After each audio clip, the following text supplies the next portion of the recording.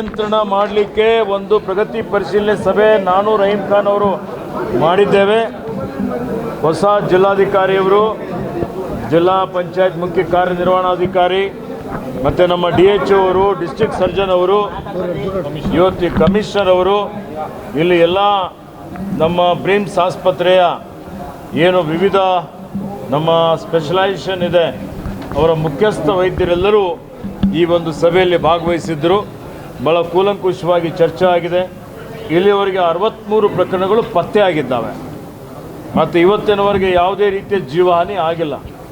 ನಮ್ಮ ಆರೋಗ್ಯ ಇಲಾಖೆಯವರು ಮತ್ತು ಅವ್ರ ಜೊತೆಯಲ್ಲಿ ಜಿಲ್ಲಾಡಳಿತ ಸಂಪೂರ್ಣ ಈ ಡೆಂಗ್ಯೂ ನಿಯಂತ್ರಣ ಮಾಡಲಿಕ್ಕೆ ಸಜ್ಜಾಗಿದೆ. ನಮ್ಮಲ್ಲಿ ಔಷಧಿಗಳ ಕೊರತೆ ಇಲ್ಲ, ನಮ್ಮಲ್ಲಿ ಯಾವುದೇ ರೀತಿಯ ಇವತ್ತು ವೈದ್ಯರ ಕೊರತೆ ಇಲ್ಲ. ಇವತ್ತೇನು ಜನರಿಗೆ ಅರಿವು ಮೂಡಿಸುವಂಥದ್ದು, ಜಾಗೃತಿ ಮೂಡಿಸುವಂಥದ್ದಕ್ಕೆ ಗಪ್ಪಿ ಫಿಶ್ ಹಾಕಿದರೆ ನಿಂತು ನೀರಲ್ಲಿ ಆ ಫಿಶ್ಗಳು ಈ ಏನು ಸೊಳ್ಳೆಗಳಿರ್ತವೆ ತಿಂದಾಕ್ಬಿಡ್ತವೆ ಅಂತೇಳಿ ಇವತ್ತು ಅದನ್ನು ಎಲ್ಲ ಕಡೆ ಇಡೀ ಜಿಲ್ಲೆಯಾದ್ಯಂತ ಆ ಪ್ರಯೋಗ ನಾವು ಮಾಡ್ತಾ ಇದ್ದೇವೆ. ಜನರಿಗೆ ಜಾಗೃತಿ ಮೂಡಿಸಲಿಕ್ಕೆ ಈ ಸೊಳ್ಳೆಯನ್ನು ಉತ್ಪತ್ತಿ ಆಗ್ತದೆ, ನಿಂತು ನೀರಲ್ಲಿ ಸ್ಟ್ಯಾಗ್ನೆಂಟ್ ವಾಟ್ರಲ್ಲಿ ಉತ್ಪತ್ತಿ ಆಗ್ತದೆ. ಹೀಗಾಗಿ ಆ ನೀರು ಕ್ಲೀನ್ ಮಾಡುವಂಥದ್ರ ಬಗ್ಗೆ, ಒರೆ ಟ್ಯಾಂಕ್ಗಳು ಕ್ಲೀನ್ ಮಾಡುವಂಥದ್ರ ಬಗ್ಗೆ, ಸ್ವಚ್ಛತೆ ಇಕ್ಕೋದ್ರ ಬಗ್ಗೆ, ಡೆಂಗೂ ಇವತ್ತು ಆಗಿದ್ದಂಥ ಸಂದರ್ಭದಲ್ಲಿ ಏನು ಲಕ್ಷಣಗಳಿದ್ದಾವೆ, ಜ್ವರ ಬರುವಂಥದ್ದು ಇರ್ಬೋದು ಅಥವಾ ರ್ಯಾಷಸ್ ಬರುವಂಥದ್ದು ಇರ್ಬೋದು, ಈ ಲಕ್ಷಣಗಳು ಪತ್ತೆ ಆಗಿದ್ದ ತಕ್ಷಣವೇ ಅವರು ಆಸ್ಪತ್ರೆಗೆ ಬರಬೇಕು, ಬಂದು ಅವರು ಚಿಕಿತ್ಸೆ ಪಡಿಬೇಕು ಅನ್ನೋಂಥ ಸೂಚನೆಯನ್ನು ಕೊಟ್ಟಿದ್ದೇವೆ. ಹೀಗಾಗಿ ಬರುವಂಥ ದಿನಮಾನಗಳಲ್ಲಿ ಒಂದೇ ಒಂದು ಸಹಿತ ಡೆಂಗ್ಯೂ ಪ್ರಕರಣ ಇಲ್ಲಿ ಇರಬಾರ್ದು ಅಂತೇಳಿ ಆ ರೀತಿಯಲ್ಲಿ ಮುನ್ನೆಚ್ಚರಿಕೆ ಕ್ರಮ ತೆಗೆದುಕೊಳ್ಳಬೇಕು ಅಂತೇಳಿ ನಾನು ನಮ್ಮ ಅಧಿಕಾರಿಗಳಿಗೆ, ವೈದ್ಯಾಧಿಕಾರಿಗಳಿಗೆ ಈ ಸೂಚನೆಯನ್ನು ಕೊಟ್ಟಿದ್ದೇನೆ. ಹಗಲಿರುಳವರು ಶ್ರಮ ಮಾಡ್ತಾ ಇದ್ದಾರೆ. ಬೀದರ್ ಜಿಲ್ಲೆಯ ಜನ ಆತಂಕ ಪಡಬೇಕಾಗಿಲ್ಲ, ಭಯ ಪಡಬೇಕಾಗಿಲ್ಲ. ನಾವೆಲ್ಲ ಜನರು ಸೇರಿಕೊಂಡು ಎಲ್ಲರೂ ಒಗ್ಗಟ್ಟಾಗಿ ಕೈ ಜೋಡಿಸಿ ಈ ಡೆಂಗ್ಯೂವನ್ನು ಹಿಮ್ಮೆಟ್ಟಿಸೋಣ ಅನ್ನುವಂಥ ಮಾತನ್ನು ಹೇಳಲಿಕ್ಕೆ ಬಯಸ್ತೇನೆ. Thank you.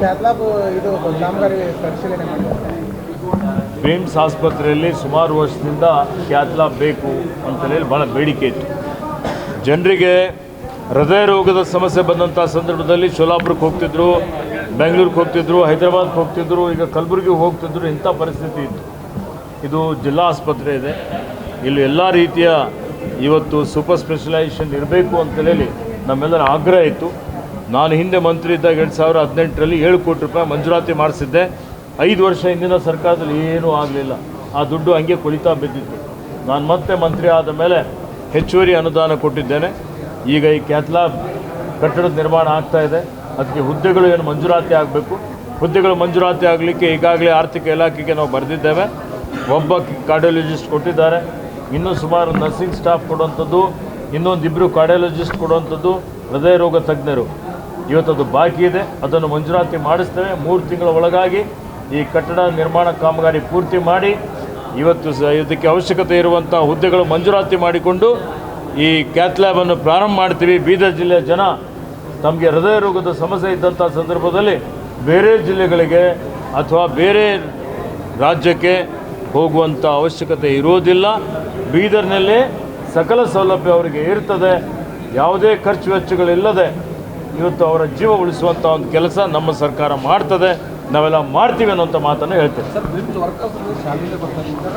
ಇಲ್ಲಿ ಆಡಳಿತಾತ್ಮಕ ಸಮಸ್ಯೆ ಇದೆ. ಜಿಲ್ಲಾಧಿಕಾರಿಯವರಿಗೆ ಮತ್ತು AC ಅವರಿಗೆ ನಾನು ಹೇಳಿದ್ದೇನೆ, ಈಗಾಗಲೇ ತಿಳಿಸಿದ್ದೇನೆ. ಒಂದು ಸಮಿತಿ ರಚನೆ ಮಾಡಿ AC ಅವರ ಅಧ್ಯಕ್ಷತೆಯಲ್ಲಿ ಎಲ್ಲೆಲ್ಲಿ ಏನೇನು ಲೋಪಗಳಾಗಿದೆ, ಯಾವ ಕಾರಣಕ್ಕೆ ಇವತ್ತು ಸಂಬಳ ಸರಿಯಾದ ಸಮಯಕ್ಕೆ ಆಗ್ತಾಯಿಲ್ಲ, ಡಿ ಗ್ರೂಪ್ ಇರ್ಬೋದು, ಹೊರಗುತ್ತಿಗೆ ನೌಕರರು ಇರ್ಬೋದು, ಅದ್ರ ಬಗ್ಗೆ ಸಮಗ್ರವಾದಂಥ ಒಂದು ಮಾಹಿತಿಯನ್ನು ತರಿಸ್ಕೊಂಡು ಅದಕ್ಕೆ ಶಾಶ್ವತವಾದಂಥ ಪರಿಹಾರ ಮಾಡ್ತೇವೆ.